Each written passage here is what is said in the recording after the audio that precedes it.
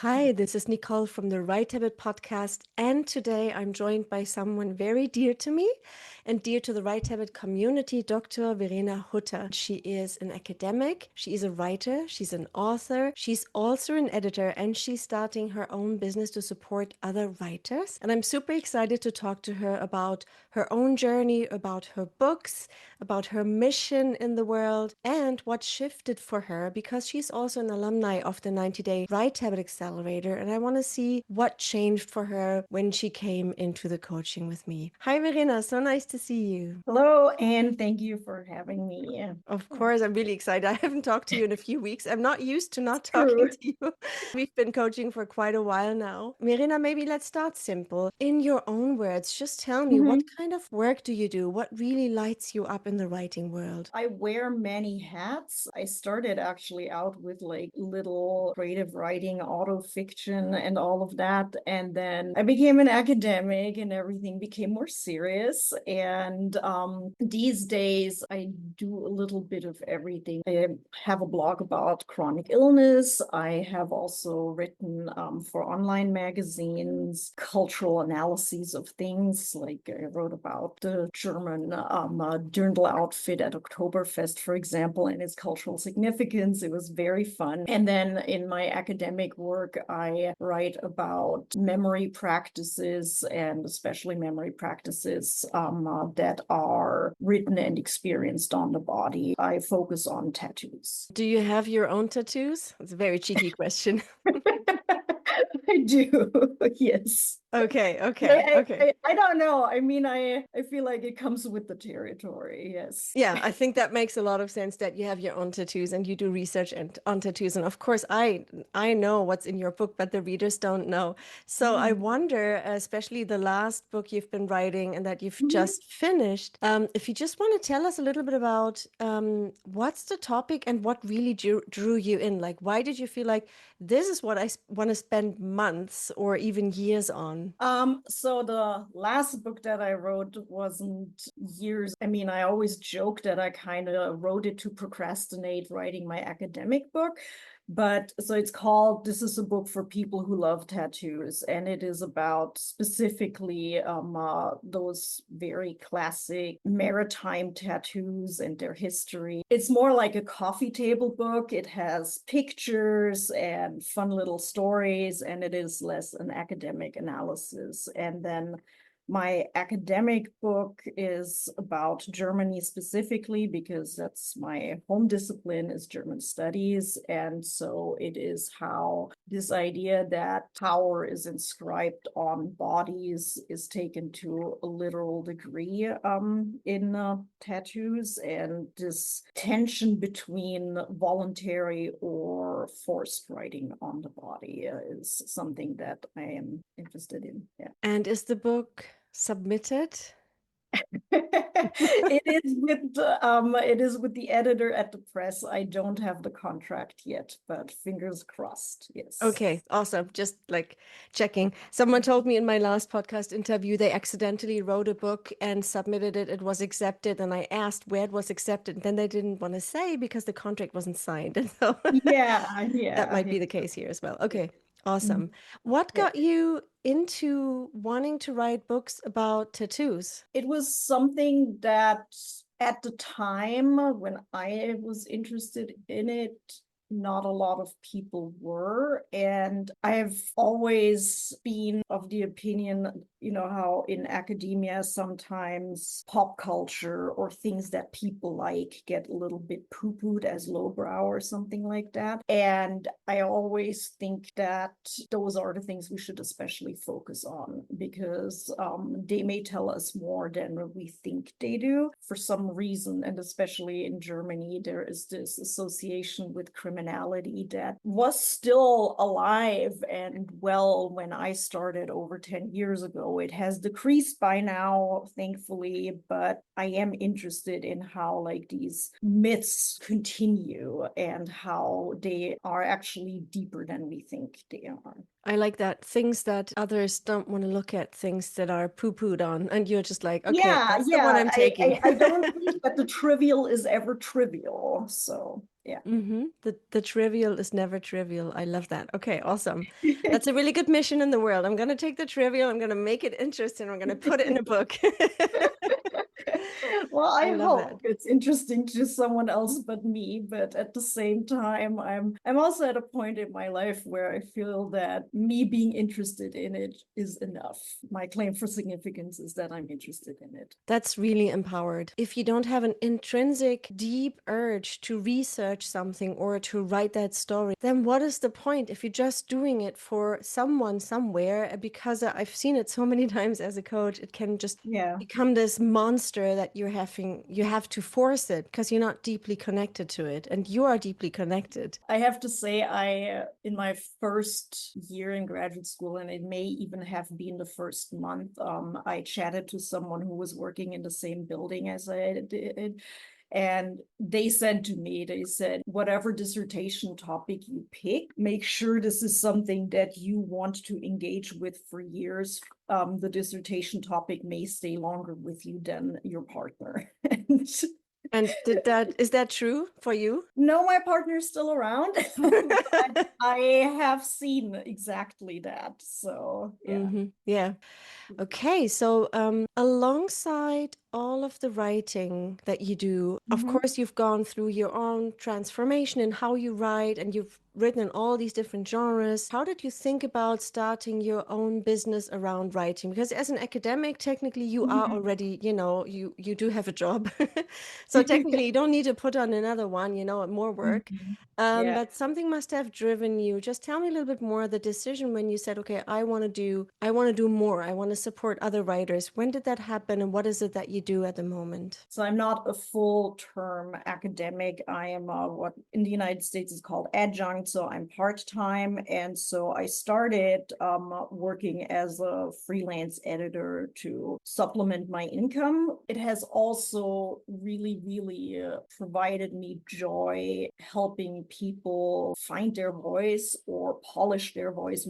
Most people have their voice, but polish it so that it has the gravity necessary in the publishing world and actually say what they need to say. Because I think that there are all of these myths around writing, right? As in, you're sitting at your computer and the muse kisses you and you're writing away and I don't know, outside the moon is shining and whatnot. And it's rarely ever like that. You have these moments, and power to everyone who has them all the time. But for most of us, it's not like that. And then we think something is wrong with us. And rarely does anyone ever say no. It is hard, and sometimes it really is a job, and you need to do the job. And whether you like writing introductions or not, like that is something I don't like, you have to do it, right? I like helping people, making them familiarizing them with genres, expressions, how things flow. Sometimes even just finding the right journal, finding the right home for what you're writing, because you're also told, oh, these are the 3 important journals in your field and they have the impact factor. And then you rewrite 500 times just to fit into that mold when there could have been a journal that would have loved publishing what you're writing. And so, yeah, that is something that I feel very strongly about. Yeah, there are a lot of fears in writing that is not going to be received by the right people in the right places, that you're going to do it wrong or say it wrong, or, you get rejected, and that gives you such a blow. And then you're supposed to make it better and send it elsewhere. But in between, you still also have to deal with the emotion Yes. of being told it's not good enough. I mean, I've Mhm. experienced that myself as an academic and also with my poetry that, I had Mhm. 52 rejections one year. And Yeah. then I decided not to submit my poetry for another year because I just couldn't face it anymore. I couldn't even write poetry anymore because I had already the critic in my head talking to Mhm. me while I was writing.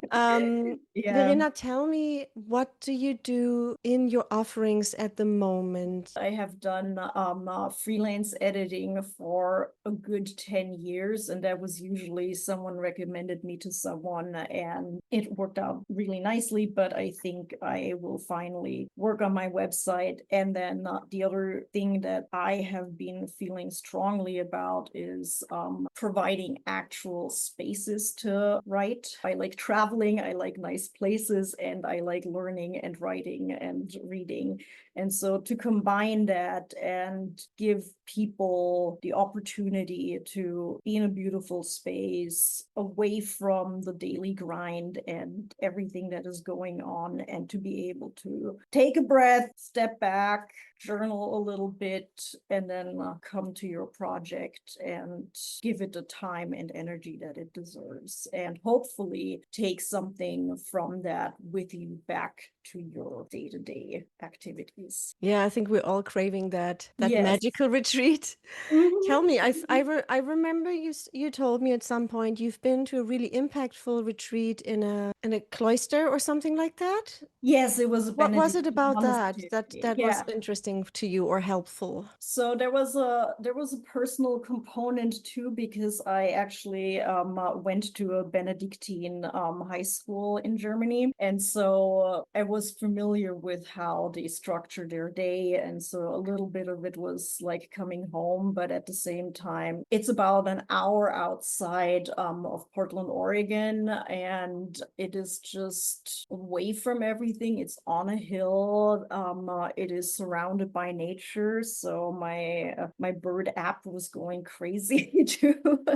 And yeah, to just not have to think about what do I do next? Where's my to-do list? Having beautiful meals catered to you. And then in the evening, there was this community with other writers that I found deeply meaningful. And those were all people from the university that I work at, but most of them I had never met because, as you know, you're in a different department, you're in your part of campus, you maybe have seen them around at a Senate meeting or something, but you don't know them. You don't know what makes them spark and all of those things. So I thought that that was something that I want to provide more of. Especially the spaces where the writers can talk to each other. I hear it all the time. I coach any kind of writer, but especially academics, and Yeah. they tell me all the time they don't really talk to their colleagues other than, over a quick cup of coffee in the kitchen in between student meetings. Oh, Yeah. yeah, I still haven't submitted my paper, but like a deeper conversation where you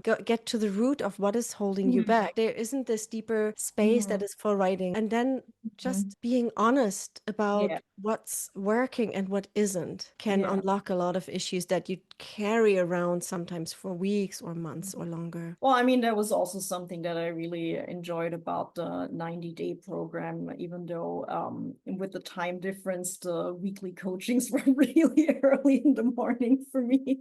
So I don't think I participated vocally, but it was just nice even to be online in a space and hear other people about their breakthroughs or their struggles, and then really to just to support each other. I remember there was one time where someone was talking about how she felt torn between being able to take care of her kids or doing the research that needs to be doing to financially support these kids, right? And someone else in the group who was further along their career and had grown children jumped in and said, look, my kids actually really admired that I was this working mom. And that just stuck with me. This person who probably would have never met this other person being able to share their life experience and hopefully cheer her up and lift her up. I remember that exact moment. And I also have young children. And Yeah. I also really benefited from, someone who is in the game for longer. Everybody in the room who has Yeah. caring obligations, doesn't matter if it's parents or a pet or children, just felt like, okay, we could all take a collective breath and Yeah. feel like it's going to be okay. And Mhm. that was really beautiful. Yeah. Well, Verena, you are, of course, an expert in editing and you've already published, and yet you Mhm. still signed up for the Write Habit Yeah. Accelerator. And so I wonder if you could share a little bit why you decided to make Mhm. that decision. Maybe something held you back and you thought, oh, I'm not sure, because it is an investment, of course. Yeah. But something made you come into the program. Just tell me a little bit about that time. I think part of it was really I was listening to an interview with one of my favorite writers. Her name is Jane Harper. She's an Australian crime writer. But one of the things that she recommended, she said, you know, if you feel like you don't know it all, but you want to write, there's nothing holding you back about taking a course. And she said she took a writing course. And, you know, now she's like 4, 5, 6 books later.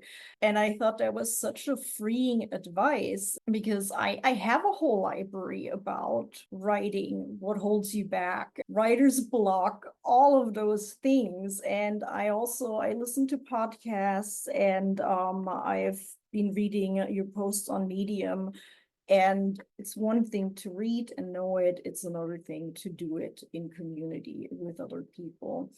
The other thing was really that like I said, I'm not a career academic, so I don't have this deadline for my book, and that has been an issue. And I had been struggling with, why do I really want to finish this? Nobody cares if I do it or not.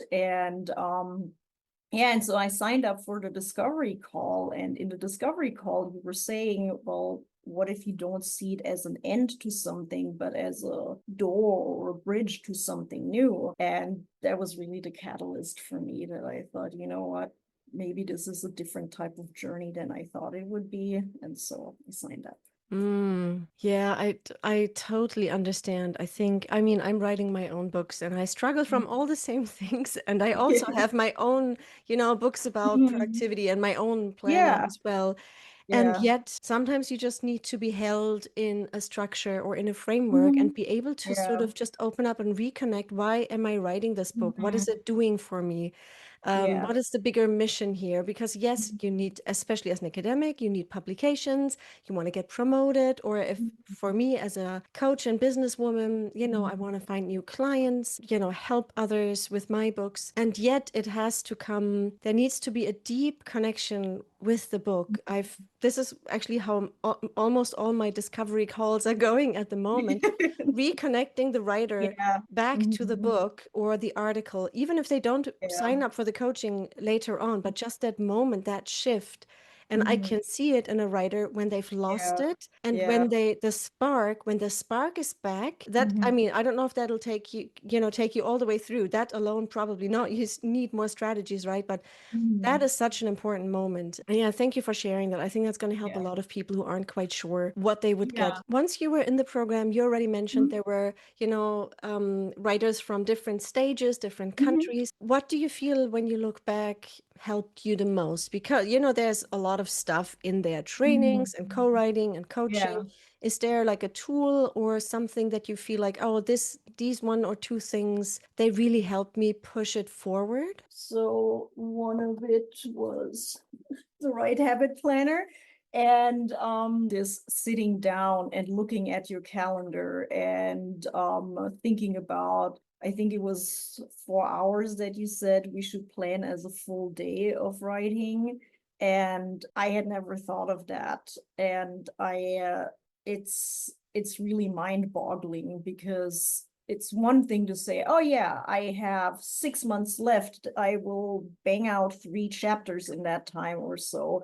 But if you're teaching several courses, if you have care obligations, if you dare to have a hobby, or in my case, with chronic illness, there are just days that I know where I will not be productive.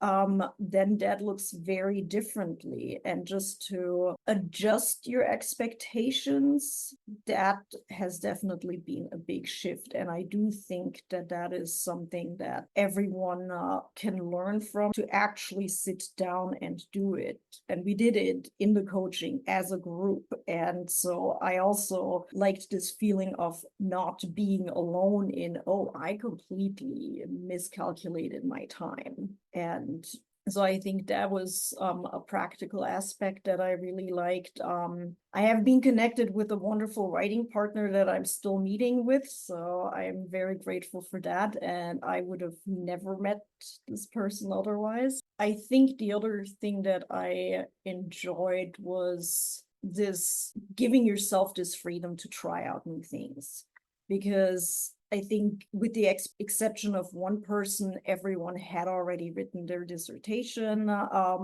So a lot of people were actually fairly accomplished, and they had to figure out that, what served them at one point in their lives, either when they were writing the dissertation or when they were early career or mid-career, was not serving them for one reason or another, or that they went back to rediscover what served them in the beginning and not. And so I enjoyed giving yourself permission to play and try out different things. Yeah, I really like what you're saying here, because there are, of course, so many tips and strategies and hacks and tools and frameworks and systems and, Yeah. habits. And all of these, of course, it's good to have them all sort of in one container, which is what I Yeah. do.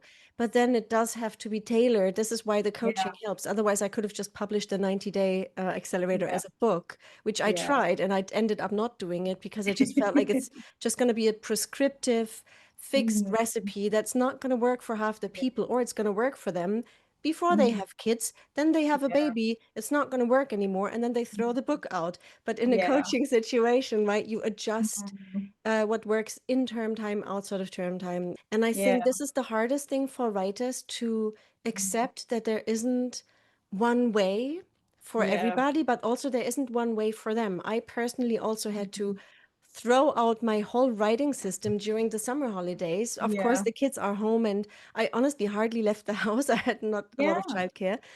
And I still managed, and I, shifted my writing into the times when they were either sleeping or happy on their iPads.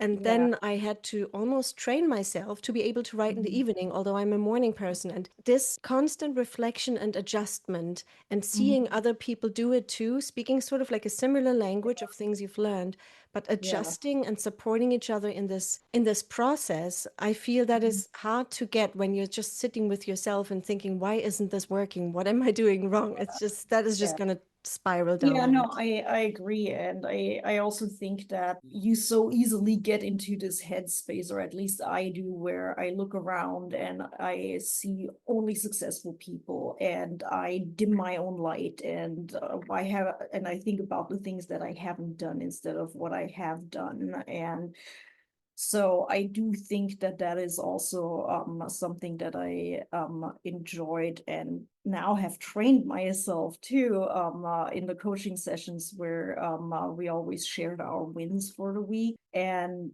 I remember in the beginning, I thought, I don't know what my win is, but there is always one. Yeah. Unless you didn't do anything. And if you really didn't do anything, then there's usually a good reason. Yeah. So if you look back at last week, it's a Mhm. Monday as we are recording this, right? If you look at last week, not trying to coach you now, but I just wanted to know as an example, if you look back at your Uh-huh. last week, I have no idea if it was, sorry, we did not rehearse Yeah, this, but if maybe that's it was super okay. productive or it was like an awful week, but sort of what would have been an example of a win that you would have had last week, or maybe a learning point if it wasn't like an extra amazing win? Last week I actually returned from a month in Germany.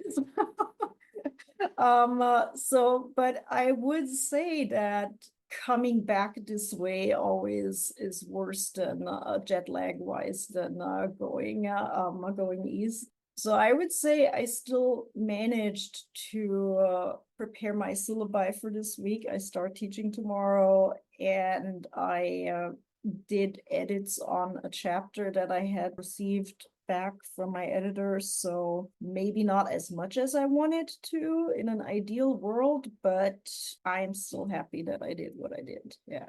Awesome. And that's exactly like that, that satisfaction of Mhm. even a small win. I don't think it's a small win in a week to but you know, where you have traveled and you know across the ocean and you still, you know, there has been editing, there has been prep, and you are ready for your teaching tomorrow. That's not a small win. But even if there was a small win, just bringing it Mhm. to your attention and seeing it for what it is, just that Mhm. positive feeling that I feel in my body now that you said that, because Yeah. I'm really proud of you that you did that, and it's amazing. That is something we don't tend to do when we're just sitting there by ourselves and no one, you know, helps us see Mhm. how good that feels and how what a Yeah. huge impact that has on motivation, for Yeah. sure. Yeah. Yeah. So since you finished the program, it's been a while and we've also been Mhm. coaching before that. Do you feel like something has changed for you, how you see yourself as a writer? And then maybe attached to that, I wonder if something has influenced how you are building your business now? Because that's what I'm extra curious about. I think it's the connection to, or you would always call it alignment in our sessions, but as in what do I want to do? How do I want to do this? Is this feasible? And also just focusing on the task at hand and not on all the things that could go wrong, as in will I not ever have clients, or will I get overwhelmed, or will I hate how the website looks in 2 months or something like that, as in why don't we focus on what's at hand? What do I want to do? Let's think about how we can make life easier for our future self and get away a little bit from the doom and gloom that I'm probably also culturally primed for as a German, but I hear you. We're having this conversation in English, of course, because the podcast is in English, but we could have yes. also talked in German. I find that really interesting what you say, because I actually found that a lot of academics are entrepreneurial minded. They Mm-hmm. may not all want to open a writing retreat business or an editing Yeah. business, but they are curious about the world and they know that outside of the ivory tower, there is, you know, an impact to be made in different ways, Yeah. be it writing for impact or, you know, teaching outside of the academy. And Mm-hmm. so I do find that things that tend to block us in the writing tend to Mm-hmm. be also things that could block us in building a business or a side hustle or a consultancy, and actually Yeah. also in how I personally, you know, run my relationships, how I set my boundaries, how I explain to my kids that I'm working and the door is closed, you know, unless Yeah. someone is bleeding. And so Yeah. I feel like a lot of the tools that I had to apply as a writer and overcome those Mm-hmm. fears and the resistance and all that stuff, I Mm-hmm. apply it. I'm now, you know, not an academic anymore. I'm still a writer, but I'm also mostly a businesswoman. I need those same tools. It's just, it's basically life. It's life skills that are applied to writing, and now to business for you. So I just Yeah. wanted to echo. It makes so much sense what you just said. So, if there was someone who is on the fence about joining the 90-day program, because you've been in it, you've seen it, you know what it can give you, what would you say to someone who is undecided and who isn't quite sure? How could they make a good decision for themselves? Well, I would definitely say do the discovery call first of all, because I think that was really what did make in the end make the decision for me, because I think it's a lot of these programs hinge on the coaching style and the person who's running the program, and I have done other programs, and so for some people other coaches may have been better, but I specifically knew that I was not looking for pull yourself up by the bootstraps boot camp type of person or something like that. And so I think that was a big decision maker for me, but I also do think that it was wonderful, especially since fall semester with the holidays and everything. At the end, so many things can get off the rails. And to have a structure to help you through that time where I knew that, oh, even though it is Thanksgiving in the United States, I have a coaching call tomorrow. Or even though, yes, finals are coming, I'm meeting with my writing partner. All of those things really provided structure and guidance for me. Thank you for sharing that. I think that will really help a lot of people to even just book a call and then see if it's for them. And Yeah. that's really all you need. Need with a coaching. It's not like a book, right? With a coaching situation, you want to get a feel for how someone is, and if you can, open up in that space, and if you can feel safe and seen and heard, because all of that is the absolute basis for then, Yeah. actually starting to write. Yeah, no, and I mean, I always I say that to my editing clients when I return their edits, that I'm grateful for sharing this, because I know that sharing your writing or talking about your writing or admitting that at this point in your journey you're a little stuck and could benefit from some guidance is vulnerability, and that is not something that we're good at admitting as academics, right? So I do think that, yeah, I want to encourage everyone to do the discovery call, even if it may feel hard. Verena, what's your next step? Do you have a retreat coming up? Do you have open editing slots? How can people get in touch with you if they like what you're saying and they want to get your support?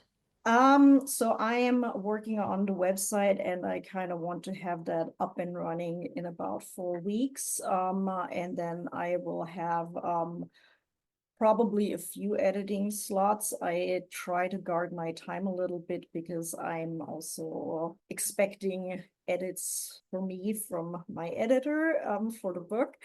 Um, I do want to organize an online writing retreat in November, just a Saturday afternoon or something like that. And then hopefully, I have been working on organizing a writing retreat in Salzburg, Austria for next summer. So there will be updates on the website. So, well, you have a timeline now because Mhm. I'm going to ask you for that website. As soon as it's there, I'm going to insert it into the show note for the Yay. podcast, and anyone who listens, because podcasts, are evergreen. So they will listen to it at some point. Someone will find it, and then they're going to click on it and find you and your wonderful editing and retreat services. Thank you so much.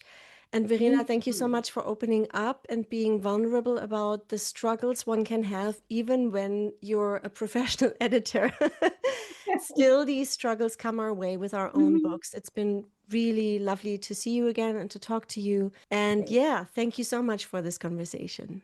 Thank you. It was such a joy to talk to Verena again. She's been my client for a long time, and I've seen her book grow and her business grow. It's just fantastic. If you want to join the 90-day Write Habit Accelerator this year, and it only runs once a year, make sure to book your discovery call just like Verena did, because that will clear up for you if this is a good fit for you and if you are a good fit for the program. And make sure to go to www.writehabitaccelerator.com. We are starting September the 15th, so be sure to book your slot before that.